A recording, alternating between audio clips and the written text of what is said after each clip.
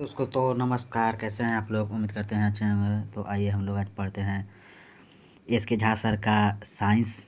तो chapter number 16 है प्रजनन तंत्र यानी कि रिप्रोडक्टिव सिस्टम। तो आइए हम लोग लाइन बाय लाइन देखते हैं, शुरू करते हैं।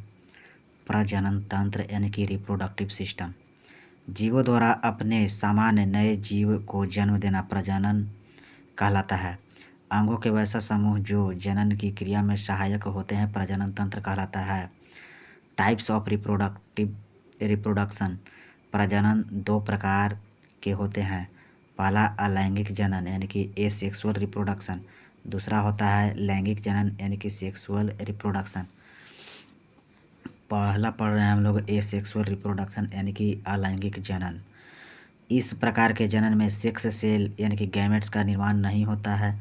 इस जनन में जीवों का शरीर मेल या फीमेल के रूप में विकसित नहीं होते हैं, अर्थात जीवों में सेक्सुअल डिवीजन नहीं पाया जाता है। इस प्रकार के जनन में जीव के शरीर का कोई भाग या पूरा शरीर प्रजनन तंत्र का काम करता है, जैसे प्रोटोजोआ, स्पंज और Cnidaria. Types of asexual reproduction, पहला है विखंडन। अलैंगिक जनन में जीव का शरीर दो भागों में विखंडित होकर दो नए जीव का निर्माण करते हैं। यह जनन एक कोशिकीय जीव में पाया जाता है। जीवों के लिए जब स्थिति अच्छी होती है तो जीव बाइनरी फिजन करते हैं, लेकिन असामान्य स्थिति में बहुविखंडन की क्रिया संपन्न होती है, जैसे अमीबा और जीवाणु। बाह्य निषेचन जलीय जंतु में होता है। प्राणियों में बाह्य निषेचन का बेहतर अवसर देता है, जिसके कारण बड़ी संख्या में युग्मक उत्पन्न होता है। दूसरा है मुकुलन यानी कि बडिंग। इस प्रकार के प्रजनन में जीवों के शरीर से कलीनुमा संरचना का विकास होता है। जब इस संरचना का आकार बड़ा हो जाता है तो भार के कारण टूटकर अलग हो जाता है, जिससे एक नए जीव का निर्माण हो जाता है, जैसे हाइड्रा और ईस्ट। तीसरा है कायिक जनन यानी कि वेजिटेटिव प्रोपेगेशन। इस प्रकार के जनन में पौधे के किसी भाग को काटकर एक नए पौधे को विकसित किया जाता है। इस प्रकार के प्रजनन से जीवों के आनुवांशिक गुणों को बचाया जाता है या सुरक्षा प्रदान की जाती है, जैसे गुलाब, आलू, गन्ना, शकरकंद आदि। रीजेनरेशन, इस प्रकार के प्रजनन में जीवों का शरीर कई भागों में विभाजित होने के बाद अपने खोए हुए भाग को पुनः निर्मित कर लेता है और इस प्रकार एक नए जीव का निर्माण हो जाता है, जैसे हाइड्रा और प्लेनेरिया। दूसरा हम लोग पढ़ते हैं लैंगिक जनन यानी कि सेक्सुअल रिप्रोडक्शन।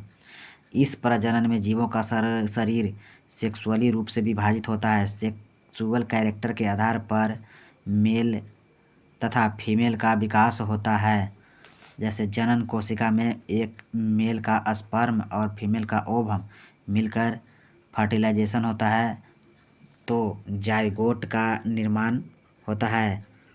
फिर जाइगोट के बाद भ्रूण बनता है, भ्रूण के बाद बच्चा, बच्चा के बाद वयस्क, वयस्क के बाद मृत्यु। यानी कि गैमेट मतलब युग्मक होता है और जाइगोट मतलब युग्मनज होता है।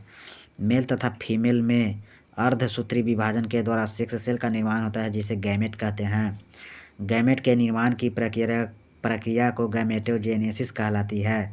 मेल के द्वारा मेल गैमेट का निर्माण होता है, जिसे स्पर्म कहा जाता है। फीमेल के द्वारा फीमेल गैमेट का निर्माण होता है, जिसे ओवम कहा जाता है। स्पर्म तथा ओवम फर्टिलाइजेशन के द्वारा मिलते हैं, जिससे जाइगोट का निर्माण होता है। स्पर्म तथा ओवम हैप्लॉइड सेल होते हैं जो फर्टिलाइजेशन के उपरांत जाइगोट का निर्माण करते हैं, जो एक डिप्लॉइड सेल द्विगुणित कोशिका है। जाइगोट गर्भावस्था में समसूत्री विभाजन के द्वारा विकसित होकर एक नए जीव का निर्माण करता है। अमीबा, जीवाणु और स्पाइरोगायरा विखंडन के द्वारा होता है। हाइड्रा और ईस्ट मुकुलन के द्वारा प्रजनन करता है। हाइड्रा प्लेनेरिया और स्टारफिश रीजेनरेशन के द्वारा प्रजनन करता है। मानव प्रजनन तंत्र, ह्यूमन रिप्रोडक्टिव सिस्टम। प्रजनन से संबंधित महत्वपूर्ण शब्दावली है। प्यूबर्टी, यह उम्र की वह अवस्था होती है जब प्रजनन अंग काम करना शुरू कर देते हैं। अलग अलग भौगोलिक स्थिति में मनुष्य में प्यूबर्टी की उम्र अलग अलग होती है। भारत में मेल में 14 से 16 वर्ष, फीमेल में 13 से 15 वर्ष। मेनोपॉज, महिलाओं की वह उम्र जब प्रजनन अंग काम करना बंद कर देता है, अर्थात ओवम का निर्माण बंद हो जाता है, मेनोपॉज कहलाता है। भारतीय महिलाओं में मेनोपॉज की उम्र 45 से 50 वर्ष होती है। एंड्रोपॉज, पुरुषों की वह उम्र जब प्रजनन अंग काम करना बंद कर देता है, अर्थात स्पर्म का निर्माण बंद हो जाता है, उसे एंड्रोपॉज कहलाता है। भारतीय पुरुषों में एंड्रोपॉज की उम्र 55 से 60 साल यानी मानी जाती है। मेल रिप्रोडक्टिव ऑर्गन, इसका मुख्य अंग टेस्टिस होता है, जिसको ब्रीसन बोलते हैं। एसोसरी रिप्रोडक्टिव ऑर्गन में पहला होता है epididymis, seminal vesicle, prostate gland and Cowper's gland. अब हम लोग ब्रीसन टेस्टिस के बारे में पढ़ते हैं। संख्या 1 जोड़ा यानी कि 2 होता है। आकार इसका अंडाकार ओवल होता है। कार्य स्पर्म का निर्माण करना तथा मेल सेक्स हार्मोन का निर्माण करना होता है। टेस्टिस के बाहर एक पतली त्वचा की थैली होती है जिसे ब्रीसन कोश यानी कि स्क्रोटम कहा जाता है। गर्भावस्था के दौरान टेस्टिस एब्डोमिनल कैविटी उदर गुहा में स्थित होता है, जो जन्म के ठीक पहले स्क्रोटम में चला जाता है। स्क्रोटम की मदद से टेस्टिस के तापमान को नियंत्रित किया जाता है। लैंगिक प्रजनन में विविधता अधिक उत्पन्न होती है। टेस्टिस के अंदर स्पर्म का निर्माण शरीर के तापमान से 2 से 3 डिग्री कम तापमान पर होता है, अर्थात स्पर्म का निर्माण 34 से 35 डिग्री सेल्सियस पर होता है। इससे अधिक या कम तापमान पर स्पर्म का निर्माण नहीं होता है। तापमान को नियंत्रित करने के लिए जाड़े के मौसम में स्क्रोटम सिकुड़ कर छोटा हो जाता है, जिससे टेस्टिस शरीर के पास आ जाता है, जबकि गर्मी के मौसम में स्क्रोटम में प्रसार होने के कारण टेस्टिस शरीर से दूर चला जाता है और इस प्रकार तापमान को नियंत्रित करता है। गतिशील जीवाणु कोशिका को नर युग्मक कहा जाता है। टेस्टिस आंतरिक रूप से कई खंडों में विभाजित होता है। प्रत्येक लोब्स में पतली नलीनुमा संरचना पाई जाती है जिसे सेमिनिफेरस ट्यूबल्स कहा जाता है। सेमिनिफेरस ट्यूबल्स के द्वारा स्पर्म का निर्माण होता है तथा मेल सेक्स हार्मोन का भी निर्माण किया जाता है। इसलिए सेमिनिफेरस ट्यूबल्स को टेस्टिस की यूनिट कहा जाता है। सभी सेमिनिफेरस ट्यूबल्स आपस में मिलकर टेस्टिस से बाहर एक घुमावदार गांठनुमा संरचना का निर्माण करता है, जिसे एपिडिडिमिस कहा जाता है। मानव नर में मूत्र और वीर्य के प्रवाह के लिए एक ही मार्ग होता है, जिसे मूत्र मार्ग कहा जाता है। एपिडिडिमिस आगे चलकर एक नलीनुमा संरचना का निर्माण करता है, जिसे स्पर्म डक्ट कहा जाता है। स्पर्म डक्ट के आगे वाले हिस्से में seminal vesicle, prostate gland, urinary bladder तथा कॉपर्स ग्लैंड पाए जाते हैं, जो निम्नलिखित कार्यों को संपन्न करते हैं। सेमिनी वेसिकल्स के द्वारा मिल्की लिक्विड का निर्माण किया जाता है। स्पर्म को मूवमेंट के लिए माध्यम उपलब्ध कराता है। प्रोस्टेट ग्लैंड के द्वारा एक अल्कालीन लिक्विड द्रव का निर्माण होता है, जो यूरेथ्रा की एसिडिटी को समाप्त करने का कार्य करता है।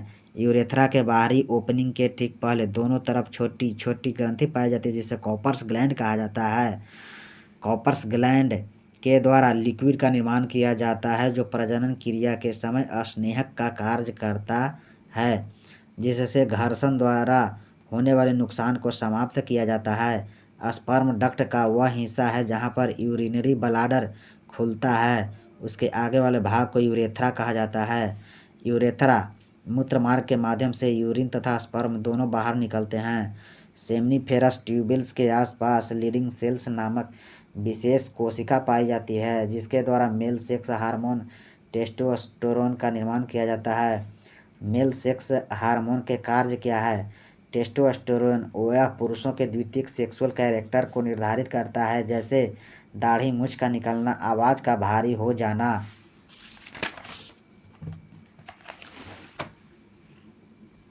सीना का ज़्यादा चौड़ा होना, भौतिक रूप से या शारीरिक रूप से ज़्यादा ताकतवर होना।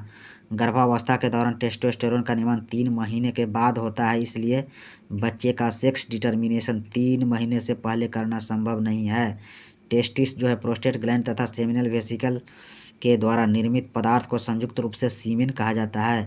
फीमेल का रिप्रोडक्टिव सिस्टम, इसका मुख्य अंग ओवरी यानी कि अंडाशय होता है। Accessory organs fallopian tube, uterus, cervix. Fallopian tube मतलब कि डिंब वाहिनी, यूटेरस मतलब गर्भाशय, अंडाशय ओवरी। फीमेल में ओवरी की संख्या 2 होती है। ओवरी के अंदर स्पर्म का निर्माण होता है। ओवरी के अंदर ओवम का निर्माण होता है। ओवरी द्वारा प्रत्येक महीने में ओवम का निर्माण किया जाता है। ओवरी में मौजूद फॉलिकल विकसित होने के बाद ग्राफियन फॉलिकल के नाम से जाना जाता है। ग्राफियन फॉलिकल के फटने से ओवम बाहर आ जाता है, जिसे फ्यूनेल ऑफ ओविडक्ट के माध्यम से फॉलोपियन ट्यूब में लाया जाता है। प्रजनन के दौरान सर्विक्स के द्वारा स्पर्म अंदर प्रवेश करता है, जो फैलोपियन ट्यूब में जाकर ओवम से मिलता है। अर्थात स्तनधारियों में स्पर्म और ओवम के मिलने की क्रिया फैलोपियन ट्यूब में संपन्न होती है, जिसे फर्टिलाइजेशन कहा जाता है। फर्टिलाइजेशन के उपरांत जाइगोट का निर्माण होता है और यह जाइगोट यूटेरस की दीवारों से जुड़ जाता है। यूटेरस में ही बच्चे का विकास संबंधित कार्य संपन्न होता है, जिसके उपरांत बच्चे का जन्म होता है। ग्राफियन फॉलिकल से ओवम के बाहर आने के बाद बचे हुए भाग को कॉर्पस ल्यूटियम कहा जाता है। कॉर्पस ल्यूटियम के द्वारा फीमेल सेक्स हार्मोन का निर्माण किया जाता है। फीमेल सेक्स हार्मोन के रूप में प्रोजेस्टेरोन तथा एस्ट्रोजन का निर्माण किया जाता है। निषेचन के परिणाम स्वरूप युग्मनज बनता है, जो विकसित होकर भ्रूण में परिवर्तित हो जाता है। भ्रूण के कोशिका में विभाजन के परिणाम स्वरूप अंग का निर्माण पूरा होता है। फीमेल सेक्स हार्मोन के कार्य ओवम के निर्माण को नियंत्रित करना, महिलाओं में दाढ़ी मूंछ का न निकलना, पुरुषों की तुलना में महिलाओं की आवाज़ का पतला तथा सुरीला होना, महिलाओं की छाती पुरुषों की अपेक्षा बड़ी होती है। गर्भावस्था में बच्चा मां के यूटेरस से एक झिल्लीनुमा संरचना से जुड़ा रहता है, जिसे अपरा या प्लेसेंटा कहा जाता है। प्लेसेंटा के द्वारा ही बच्चे का पोषण तथा उत्सर्जन संबंधित कार्य संपन्न होता है। इसलिए गर्भावस्था के दौरान प्लेसेंटा पोषण तथा उत्सर्जन अंग दोनों का काम करता है। जन्म के बाद बच्चे के शरीर से प्लेसेंटा को काटकर फेंक दिया जाता है। मैमल्स में फीमेल रिप्रोडक्टिव सिस्टम का एक चक्र में चलता है, जिसे मेंस्ट्रुअल साइकिल कहा जाता है।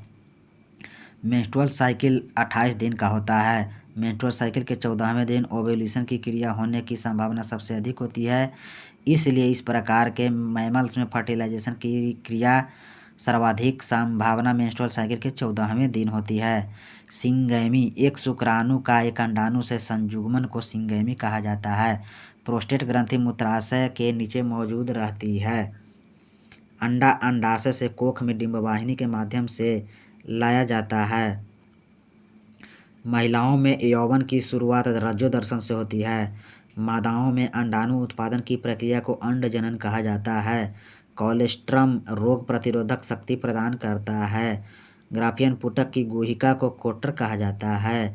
जनन कोशिका में उपस्थित XY-XX गुणसूत्र का आकार X बड़ा होता है Y से।